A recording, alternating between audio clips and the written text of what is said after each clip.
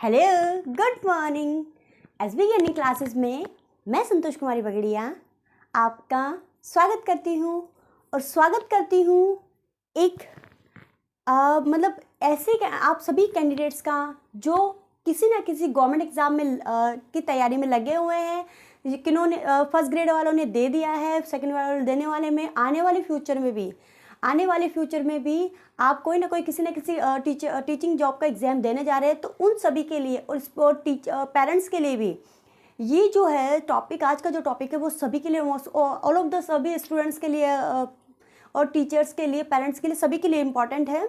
ज़्यादा बातें नहीं करते हुए अपने टॉपिक पर कंप्लीट करेंगे। बाकी जो अदर बातें हैं, मोटिवेशन है, जो भी है आपका, आपके सवाल, आपके जवाब मैं नेक्स्ट क्लासेस, अलग अलग से क्लासेस में लूँगी।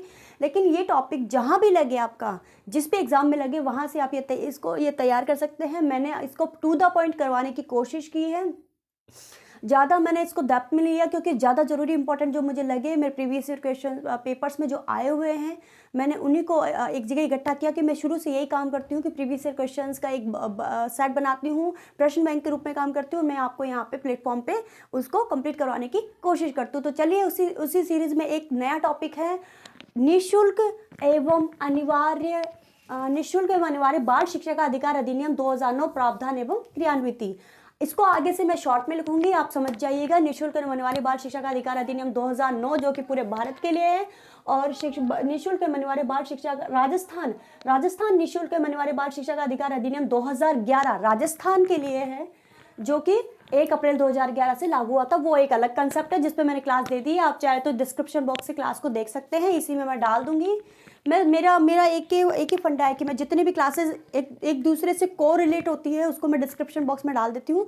लिंक आप चाहें तो देख सकते हैं। आप जिस माध्यम से भी पढ़ रहे हैं बस पढ़ते रहिए, बढ़ते रहिए, यही चाहिए मुझे और कुछ नहीं चाहिए। चलिए, आरटी एक्ट 2009 में आप फर्स्ट पॉइंट रखेंगे, राज्यसभा द्वारा मंजूरी 20 जुलाई 2009 को, लोकसभा में 4 अगस्त 2009, राष्ट्रपति द्वारा 26 अगस्त 2009, भारत में लागू कब हुआ?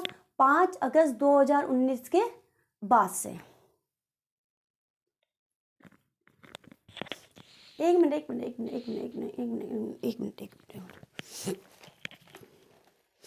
मिनट। यहाँ पे ना ये 1 अप्रैल 2000, भारत में तो 1 अप्रैल 2010 है, भारत में लागू हुआ 1 अप्रैल। देखिए 1 मिनट, इसको तो कीजिए आप क्या,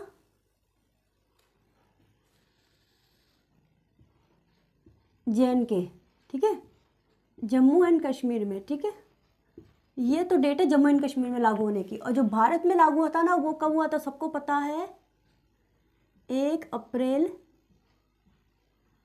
2010, ठीक है, 1 अप्रैल 2010 भारत में लागू, 1 अप्रैल 2010, और जम्मू कश्मीर में 5 अगस्त 2019 के बाद से कंटिन्यू। संविधान में उल्लेख अनुच्छेद 21A, संविधान में उल्लेख अनुच्छेद 21A जोड़ा गया। कौन सा संविधान संशोधन? याद रखना है, बाकायदा याद रखना है, पेपर में क्वेश्चंस आ रहे हैं और आएंगे भी, याद रखना है आपको। ज़्यादा नहीं है इसमें मटेरियल, मैंने बहुत शॉर्ट कर दिया है। आप एक दिन पढ़ डाला ना, एक दिन 30 मिनट लगेगी, अगली बार पढ़ोगे 25 लगेगी, अगली बार पढ़ोगे 20 में लगेगी, अगली बार पढ़ोगे 15 लगेगी, अगली बार पढ़ोगे 10 लगेगी, अगली बार पढ़ोगे तो 5 लगेगी। मैं फिर कहती हूँ, रुकना मत।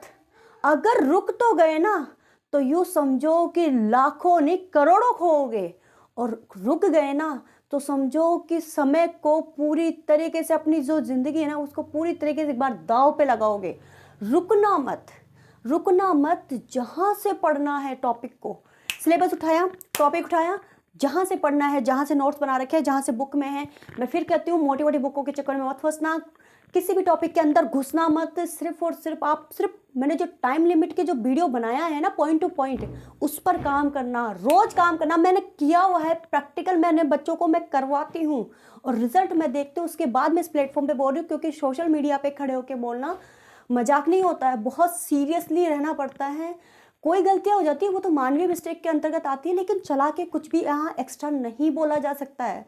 तो आप इस बात का विश्वास कीजिए।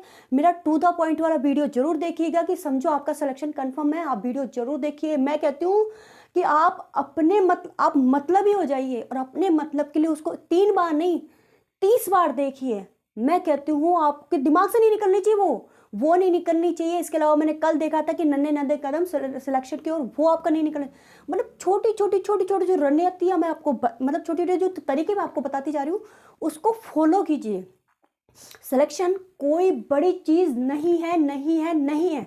फिर भी पता ही नहीं आप कहाँ रहते हैं, क्यों डरते हैं, क्यों घबराते हैं। नहीं है। हर बच्चे की माँ, हर जो फीड करवाती है, हर आदमी, हर इंसान, हर और जो आप परिवार लेकर बैठा है, सब क्रैक कर सकते हैं। अरे परिवार तुम्हारी शक्ति है, आप उन्हें कमजोरी क्यों समझ रहे हैं? शक्ति है, बस बात ज़रूरत है तो उनके साथ के संगठन की, उनसे बात करने की, उनको समझाने की और उनको समझने की। हमें उन्हें समझना भी पड़ेगा, ऐसे नहीं कि हम अपनी बातें रखें, उन्हें हम समझना भी पड़ेगा। चलिए सॉरी यार, वीडियो बहुत लंबा हो जाएगा। संविधान में उल्लेख, अनुच्छेद 21A 86वें संविधान संशोधन 2000 द्वारा जोड़ा गया। इसमें क्या है, 21A में 6 से 14 वर्ष के बच्चों को निःशुल्क अनिवार्य शिक्षा दी जाएगी। अनुच्छेद 51 क 21A के अंतर्गत अनुच्छेद 51 क में क्या हुआ कि 11वां मूल कर्तव्य के रूप में जोड़ा गया।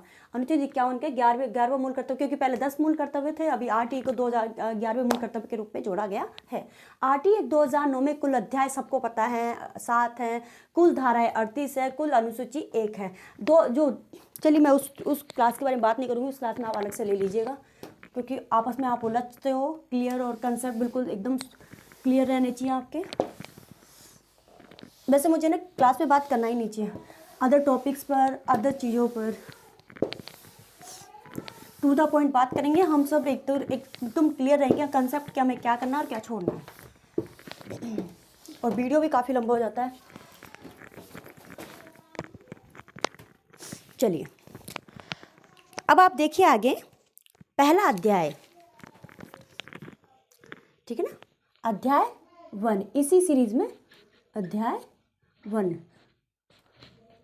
अध्याय 1 में देखिए कौन कौन सी धाराएं जाएगी आपकी। धारा 1, 2, ठीक है। धारा 1 में देखिए क्या है, धारा 1 RT 2009 right to education act 2009, RT act 2009 Bharat में लागू 2009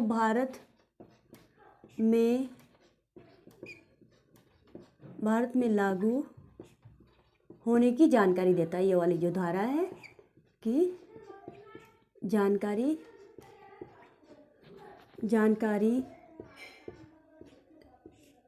देता है,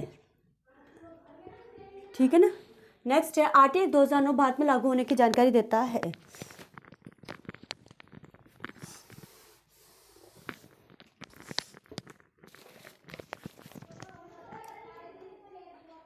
भारत में लागू होने की जानकारी, ठीक है, जानकारी इसमें, ठीक है, ये धारा में।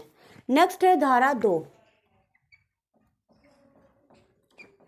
धारा 2 महत्वपूर्ण परिभाषा या शब्दावलियां, महत्वपूर्ण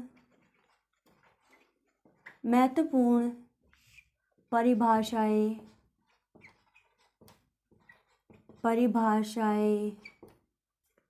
महत्वपूर्ण परिभाषाएं या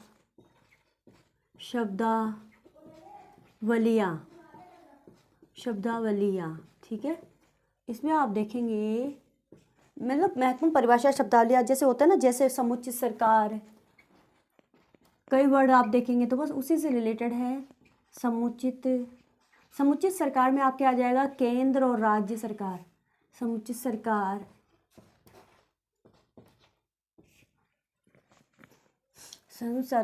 कोमा वंचित बालक में मैंने योजनाओं में करवाया है, उसमें देख लेना वंचित बालक का मतलब क्या होता है। वंचित बालक, विद्यालय, ठीक है ना,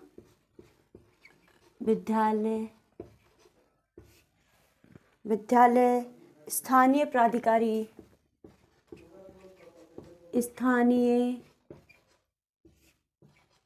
प्राधिकारी, स्थानीय प्राधिकारी, अभावग्रस्त बालक, अभावग्रस्त बालक, अभाव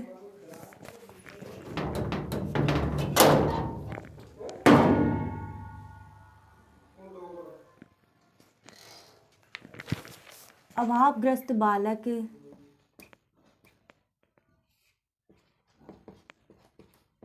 अभावग्रस्त बालक, अनुवीक्षण आदि, अनुवीक्षण आदि। ठीक है ना, ये सारे वर्ड्स हैं जिनका इनमें इस धारा में उल्लेख किया गया है। नेक्स्ट अध्याय देखिए, अध्याय 2। अध्याय 2, इसमें धारा है आपकी 3, 4, 5, 3, 4, 5, 3, 4, 5। धारा 3, 6 से 14 वर्ष के, 6 से 14 वर्ष के,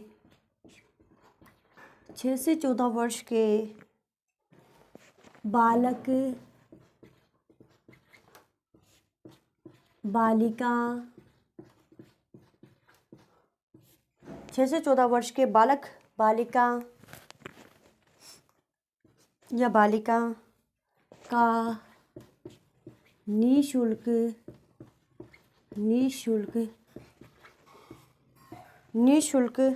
शिक्षा प्राप्त करने का अधिकार, शिक्षा प्राप्त करने का अधिकार। ठीक है, अधिकार है। नेक्स्ट है आपका धारा 4। धारा 4, आयु अनुसार कक्षा में प्रवेश देना। आयु अनुसार भाई इस धारा 3 को तो आप यूँ समझिए कि कोई फीस नहीं लगेगी, बस आप एडमिशन करवाओ बच्चों को, इसको बच्चों की एजुकेशन करवाओ, पेरेंट्स आए, मतलब पेरेंट्स अपनी जिम्मेदारी निभाए, स्कूल अपनी जिम्मेदारी निभाए, बच्चे एन के प्रकार पढ़े। धारा 4 क्या कहती हैं? आयु अनुसार कक्षा में प्रवेश देना। आयु अनुसार कक्षा में प्रवेश देना।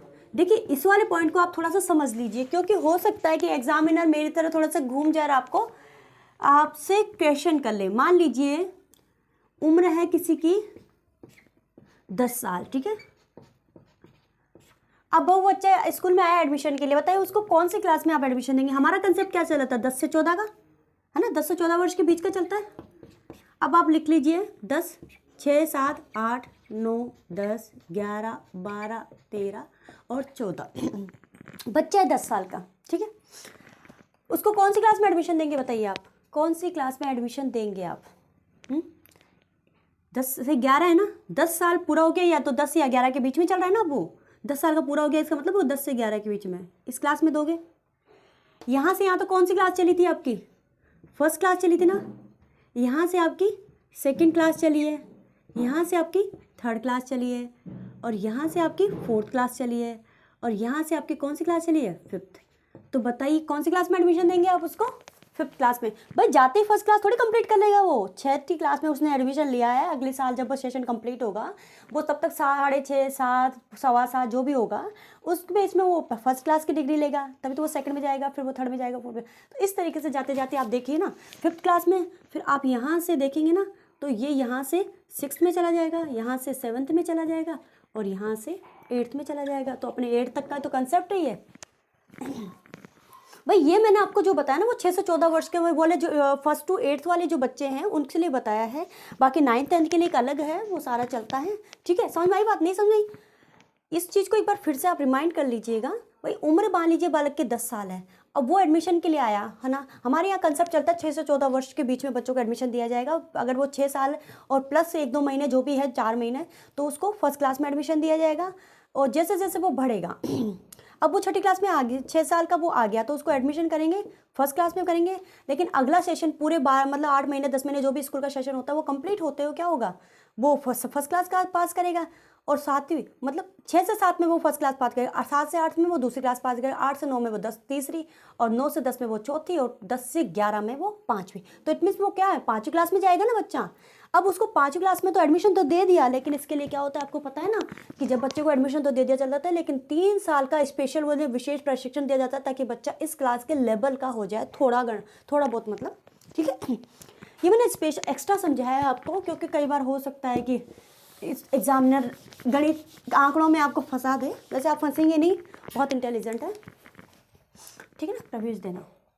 नेक्स्ट है आपका, आगे बात करें यहाँ पे धारा 5 प्रारंभिक शिक्षा पूर्ण करने तक प्रारंभिक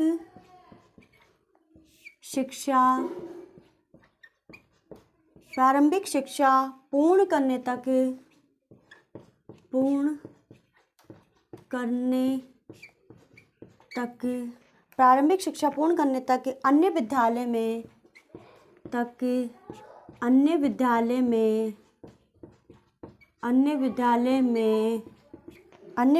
में स्थानांतरण का अधिकार,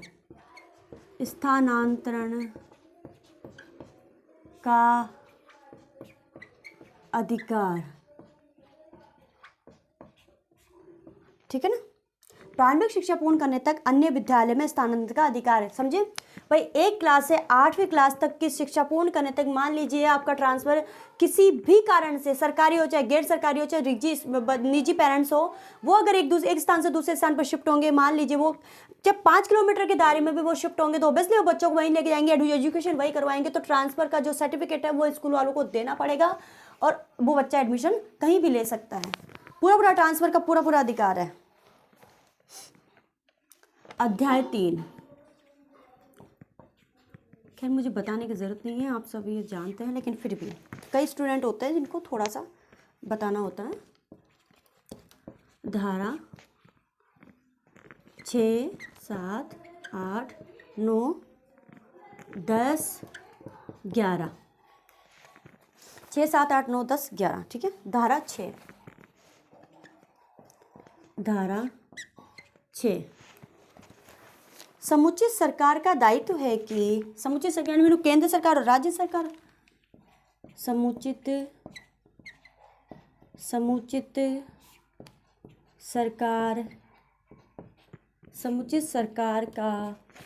सरकार का दायित्व है कि,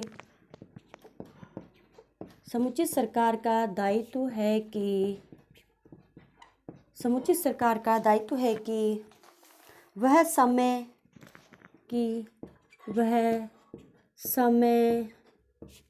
स्थान परिस्थितियों के अनुसार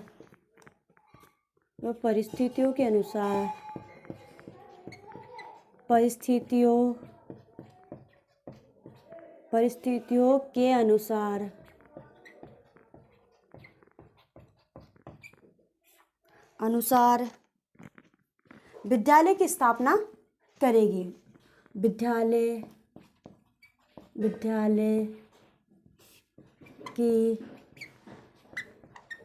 स्थापना, आप ही सोच रहे ना कि मैं 6 से 10, 6 से 11 भी लिख सकती थी, लेकिन नहीं, मैं 6 से 11 ही मतलब ऐसे ही लिखूंगी, 6, 7, 8, 9, 10, 11। इसका एक बड़ा प्रॉफिट होने वाला है आगे जाकर, आप मैं उसको ध्यान में रखते हुए ये काम करवा रही हूँ, चला के लिख रही हूँ मैं पूरा ओपनली, ठीक है। धारा 6 हो गई, स्थापना करेगी। अब इसमें थोड़ा सा देख लीजिए, आपको पता है ना, कक्षा 1 से 5 तक के जो बच्चे होते हैं, उनके जो स्कूल होते हैं वो कितने किलोमीटर के दायरे में होनी चाहिए, 1 किलोमीटर के दायरे में। कक्षा 1 से 5, कक्षा 1 से कक्षा 5 तक, कक्षा 5 तक 1 किलोमीटर के दायरे में, 1 किलोमीटर के दायरे में, और 6 to 8 8, ये कितने किलोमीटर के? 2 किलोमीटर के दायरे में, ठीक है ना, ये होनी चाहिए। इससे ज़्यादा दूर स्कूल नहीं चाहिए, क्योंकि पेरेंट्स के लिए भी प्रॉब्लम है और बच्चों के लिए प्रॉब्लम है। डेली अप डाउन, डेली आना जाना थोड़ा टिपिकल हो जाता है, बच्चे छोटे होते हैं। चलिए, धारा 6 कंप्लीट हो गई, आते हैं धारा 7 पे।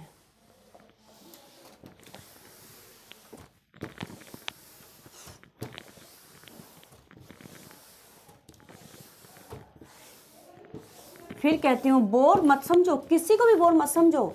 अब एक एक टॉपिक धीरे धीरे धीरे धीरे धीरे धीरे आपके पकड़ में हो जाएगा, बस थोड़ा सा चलना है बस आपको। धीरे धीरे भी चले ना तो भी बहुत कुछ तैयार हो जाएगा।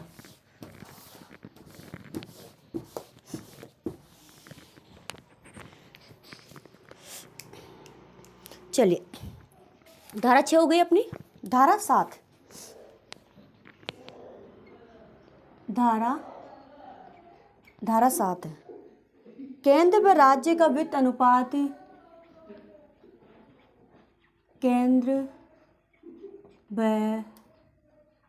राज्य का वित्त अनुपात, केंद्र व राज्य का वित्त अनुपात 60-40, 60-40, केंद्र व राज्य का वित्त अनुपात 60-40। पूर्वोत्तर राज्यों में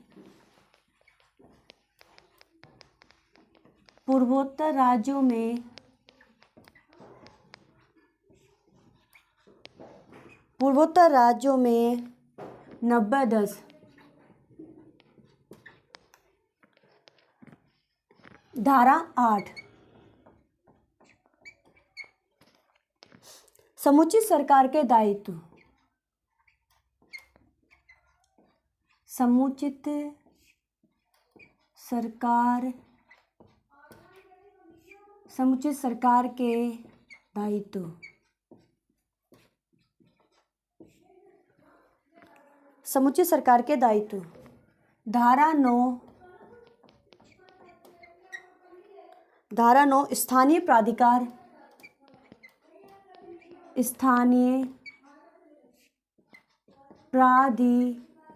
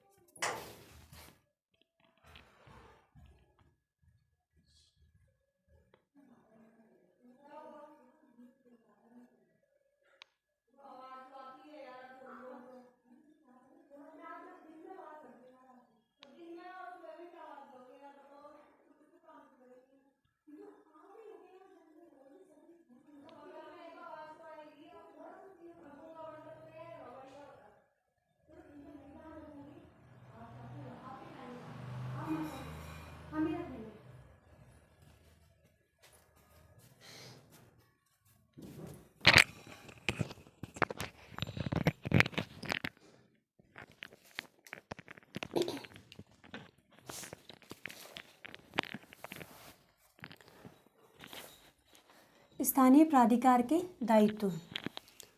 धारा 10, माता पिता के दायित्व, कि बच्चों को एडमिशन करवाए, कंटिन्यू बच्चों को स्कूल भेजे, कोई समस्या है तो टीचर से बात करें। माता पिता के दायित्व।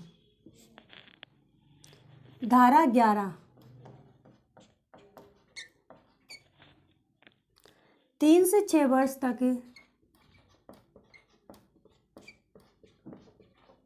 3 से 6 वर्ष तक के बच्चों की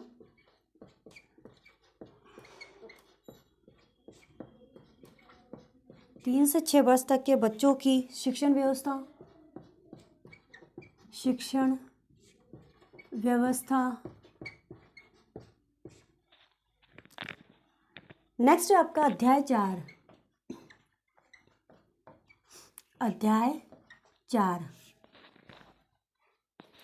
देखिए, अध्याय 4 में मैं धाराएं आपको लिखवा रही हूँ, आप भी ऐसे ही लिखेंगे, नहीं लिखना है आपकी मर्जी है।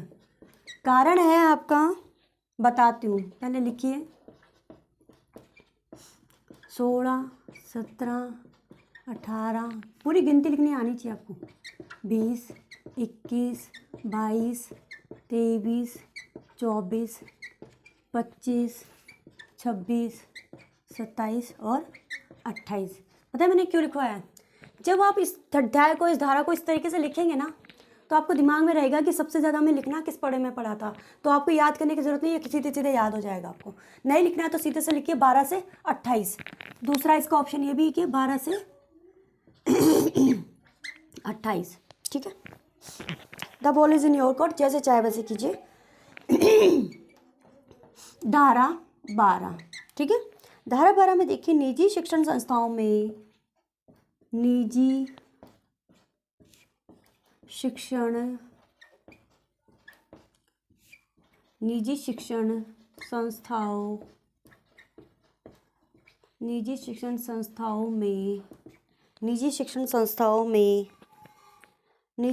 संस्थाओं में 25% सीटों पर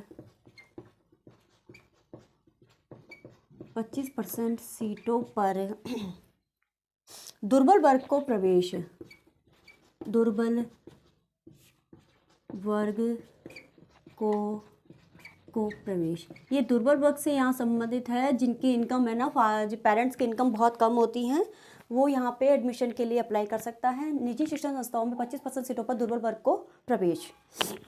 धारा 13, प्रवेश के समय कोई शुल्क या परीक्षा न लेना। प्रवेश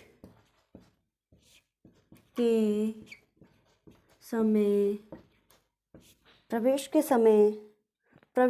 समय कोई शुल्क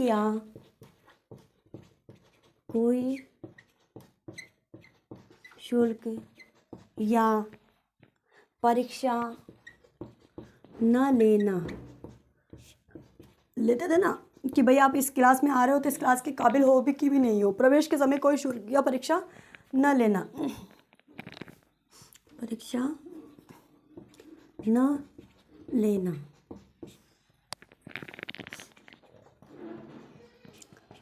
धारा 14, प्रवेश के समय कोई दस्तावेज अनिवार्य नहीं। प्रवेश के समय कोई दस्तावेज, मतलब डॉक्यूमेंट्स एडमिशन के टाइम ही जमा हो, ऐसा कोई ज़रूरी नहीं है। आप एडमिशन करवा दीजिए, उसके बाद आपके डॉक्यूमेंट धीरे धीरे जमा करवाते रहिए। दस्तावेज अनिवार्य नहीं है, लेकिन जिम्मेदारी पेरेंट्स को निभानी होगी, वो धीरे धीरे उसको सबमिट करवा ही दे। अनिवार्य नहीं। धारा 15, प्रवेश की अंतिम तिथि, प्रवेश की अंतिम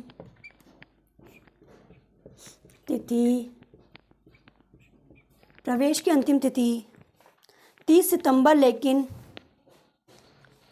30 सितंबर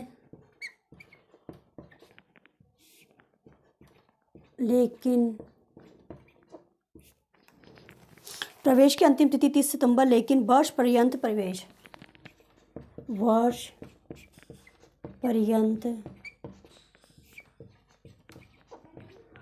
प्रवेश। नेक्स्ट है आपका धारा 16,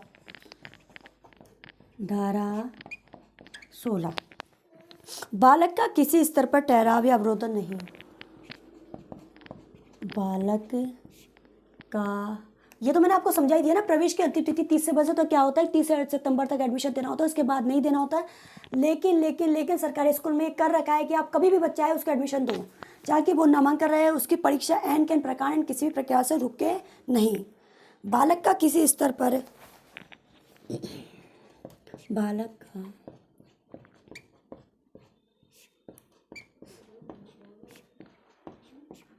का किसी स्तर पर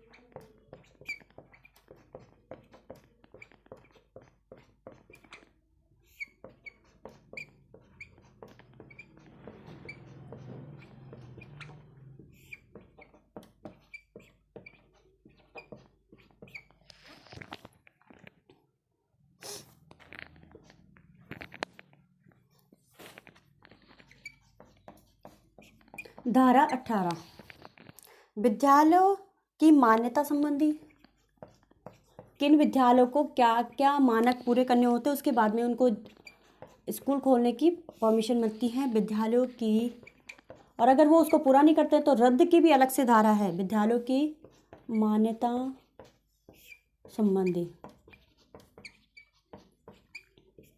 ठीक है, धारा 19 है, इसके लिए मुझे ऊपर के रफ करने होंगे।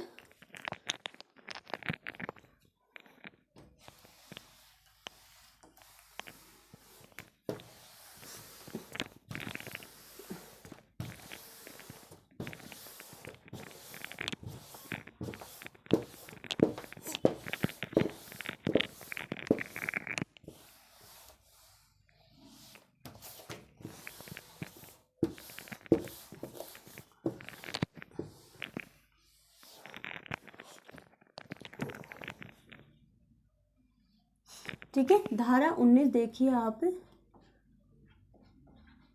चैप्टर 4 चल रहा है अपना। धारा 19 विद्यालय के मानकों को पूरा करना।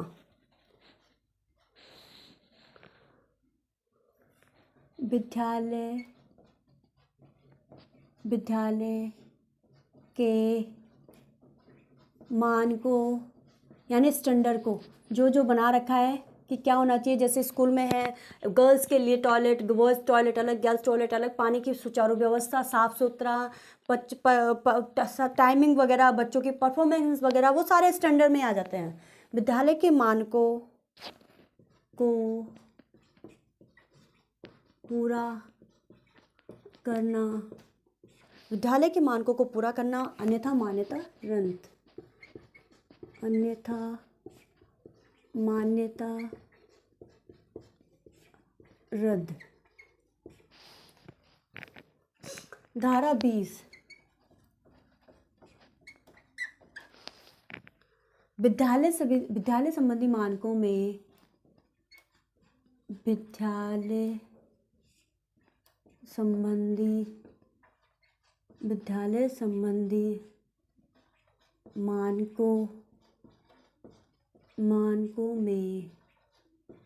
विद्यालय संबंधी मानकों में परिवर्तन किया जा सकता है, परिवर्तन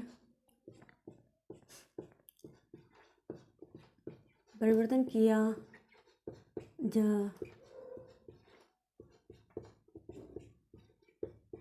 जा सकता है। धारा 21 एसएमसी के गठन संबंधी, एसएमसी के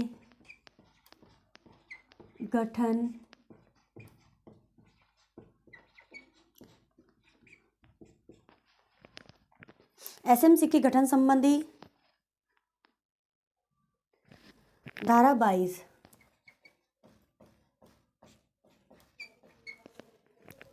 विद्यालय विकास योजना,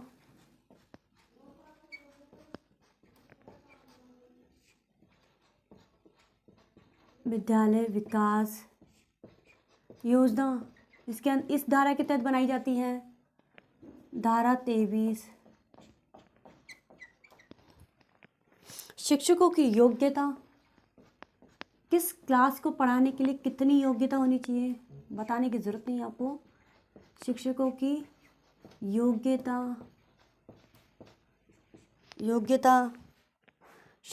योग्यता, पद वेतन आदि का उल्लेख, योग्यता का पद वेतन आदि का उल्लेख। धारा 24 शिक्षकों के दायित्वों का उल्लेख, शिक्षकों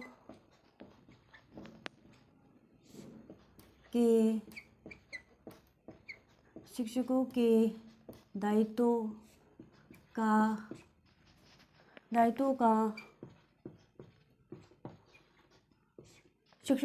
का उल्लेख।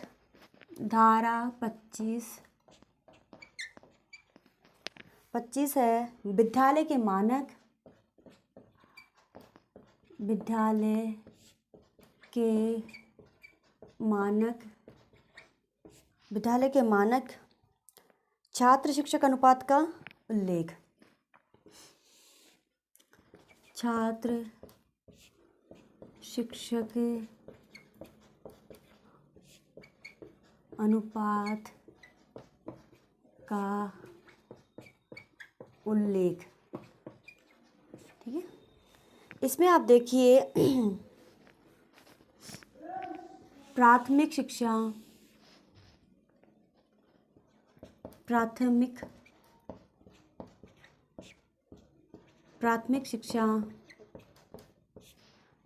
में देखिए आप, देखिए प्राथमिक शिक्षा में वैसे क्या होता है, 30:1 चलता है ना, 30:1 चलता है। लेकिन आगे अगर आप जाएंगे इसमें तो देखिए 30:1 का अनुपात चलता है, 30 स्टूडेंट्स पे 1 टीचर। लेकिन अब इसी को आप आगे कंटिन्यू कीजिए, आप इसी तरीके से समझिए इसको। अगर 60 तक कितने हो जाएंगे, 30 पर 1 है तो 60 पे कितने हो जाएंगे, 2। ठीक है ना, 90 पे यानी 30 दूनी 60, 30 दिया 90 तक कितने हो जाएंगे, इसको यूँ नहीं यूँ लिखिए आप, हैं 61 से 90 तक, तो कितने हो गए 90 तक, 30 दिया 90, 3 टीचर्स। फिर 91 से 120, 3 चौक 12, 4 टीचर। और फिर 121 से 150 तक 5 टीचर्स। ये हो गया आपका 150 से ऊपर होने पर 1 HM, 150 से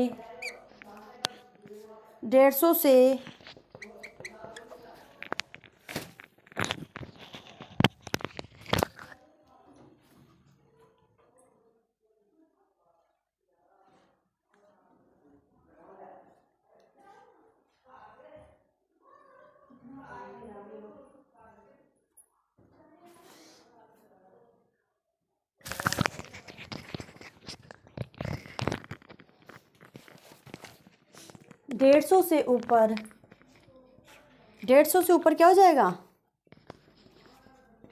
150 से ऊपर होने पर 150 से ऊपर होने पर 1 HM और मतलब 300, ये तो हो ही गया भाई, 300 3 पंजे 15, 150 तक अगर 150 तो 5 टीचर हो गए, 150 से ऊपर हो गया तो 1 HM हो जाएगा 150 से 200 के बीच में। अब देखिए आप 150 से हो गया, अब 200, अगर 200 से ऊपर होने पर क्या होगा, 40:1 का अनुपात काम करेगा ना, 40 स्टूडेंट पे 1 टीचर। ठीक है, उच्च प्राथमिक विद्यालय में ये अनुपात क्या चलता है, उच्च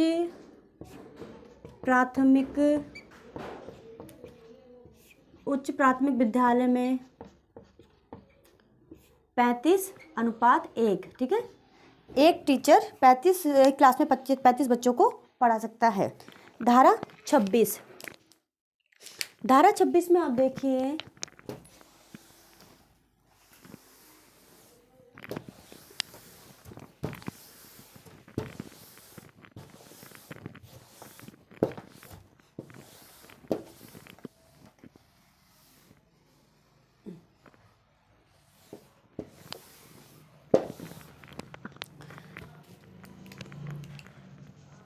धारा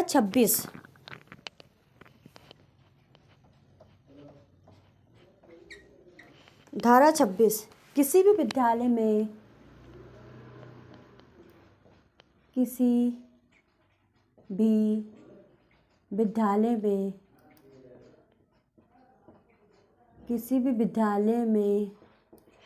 धारा 26 किसी भी विद्यालय में 10% से अधिक 10%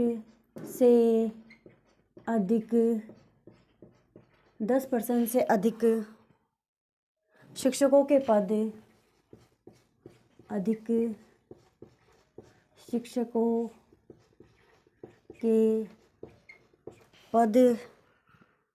रिक्त नहीं,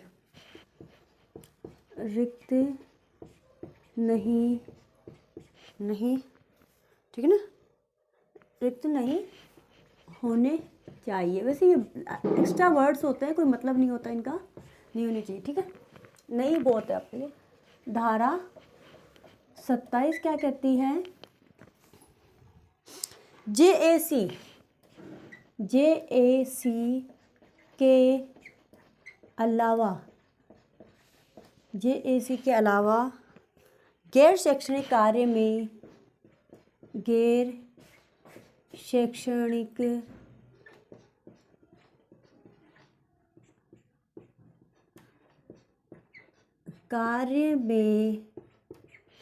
जेएसी के अलावा गैर शैक्षणिक कार्य में ड्यूटी नहीं, टीचर्स की ड्यूटी नहीं, ठीक है ना।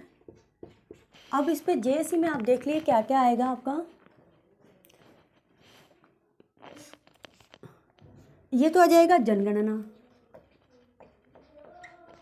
जनगणना। ये हो जाएगा आपका आपदा, ठीक है। और ये क्या हो जाएगा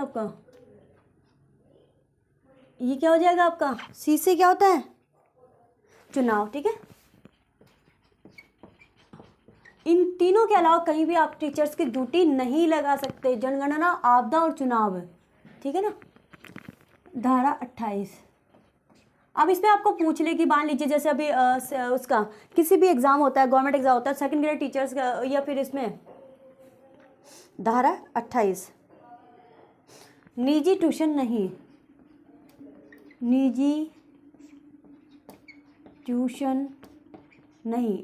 मतलब कोई भी सरकारी टीचर है वो निजी ट्यूशन नहीं दे सकता है। धारा 29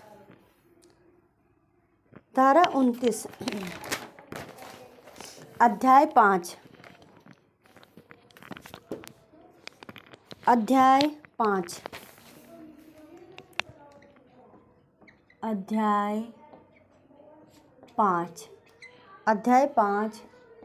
धारा 29-30।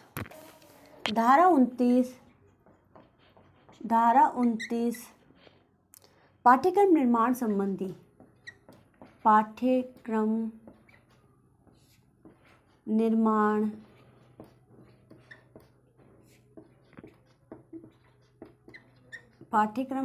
संबंधी।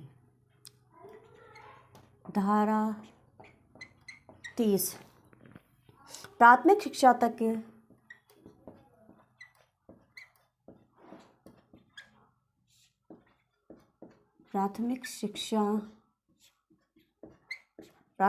तक बोर्ड परीक्षा अनिवार्य नहीं।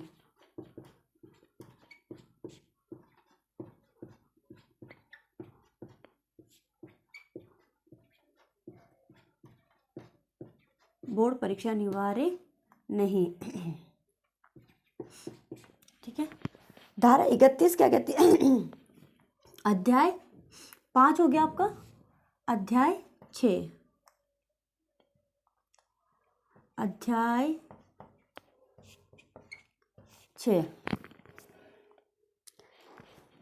में आप धारा देखिए 31, 32, 33, 34, ठीक है। अब देखिए धारा 31। धारा 31 में है बाल अधिकार हनन की शिकायत संबंधी। बाल मतलब बालकों का शोषण होने से रोकना, बाकी किसी भी तरीके से बाल अधिकार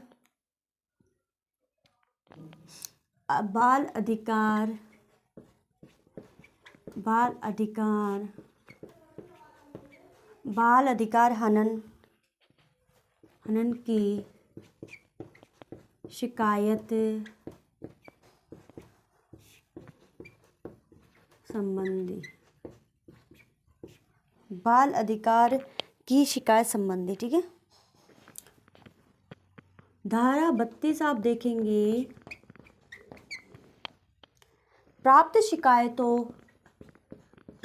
अगर मतलब ये शिकायत मिल जाए 31, 32, 34 में सिर्फ बालकों को एक टारगेट किया हुआ है। प्राप्त शिकायतों को, अगर यहाँ से कोई शिकायत मिल जाए, प्राप्त शिकायतों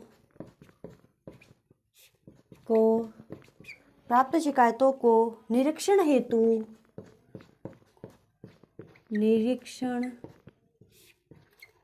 निरीक्षण हेतु उच्चाधिकारी तक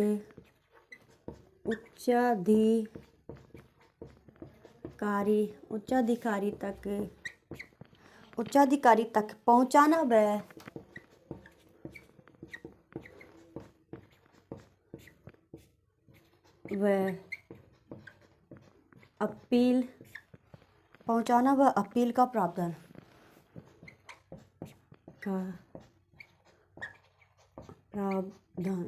ठीक है, प्रावधान है इसमें, ठीक है। धारा 32 से प्राप्त शिकायतों को निरीक्षण हेतु उच्चाधिकारी तक पहुंचाना व अपील का प्रावधान। धारा 33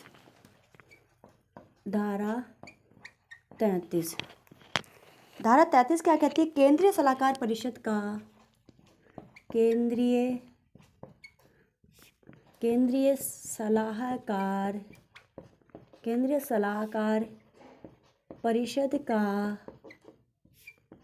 सलाहकार परिषद का गठन कैसे होता है? 14 सदस्य से और एक अध्यक्ष से, और RT 2011 में भी ऐसा ही था, ठीक है।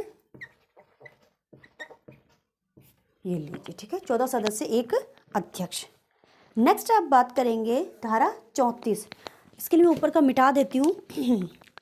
धारा 34 में आप देखेंगे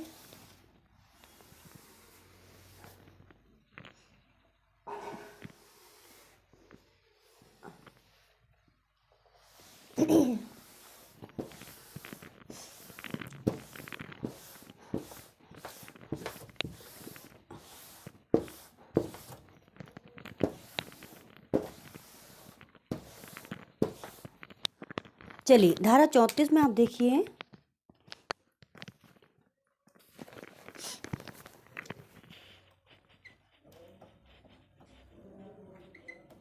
धारा 34 राज्य सलाहकार परिषद का गठन।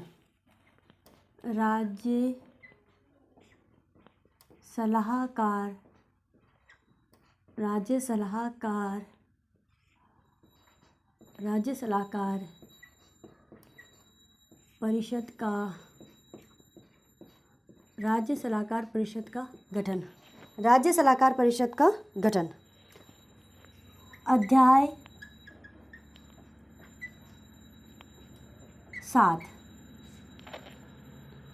7 धारा 35, 36, 37, 38, ठीक है। लास्ट चल रहा है अपना। धारा 35 आप देखिए, अधिकारियों को निर्देश देने का अधिकार है।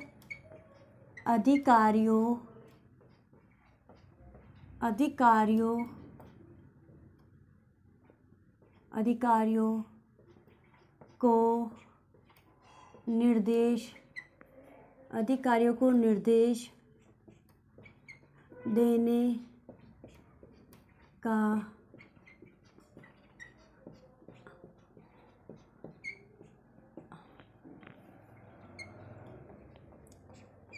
धारा 36 कर्मचारी के गलत व्यवहार पर शिकायत।